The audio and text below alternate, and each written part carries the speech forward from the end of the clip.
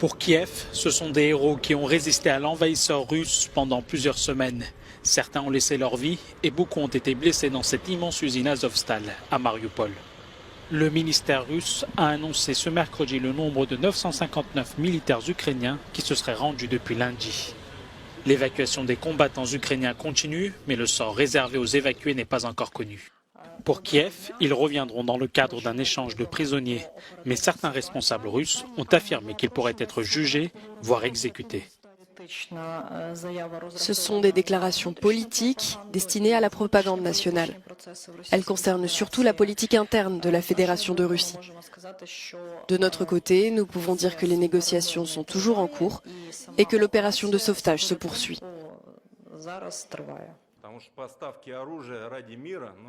Au Parlement russe, il n'est pas question d'inclure les combattants du régiment Azov parmi les prisonniers ukrainiens qui seront échangés. Les criminels nazis ne doivent pas être échangés. Ce sont des criminels de guerre et nous devons tout faire pour les traduire en justice. Le procureur général de Russie a même demandé à la Cour suprême de qualifier le régiment Azov d'organisation terroriste.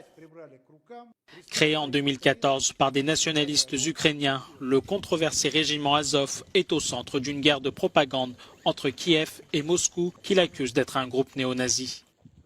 Certains de ses membres fondateurs sont effectivement connus pour avoir un passé néo-nazi. Mais selon Kiev, qui a depuis intégré l'unité dans sa garde nationale, le groupe se serait éloigné de ses origines d'extrême droite.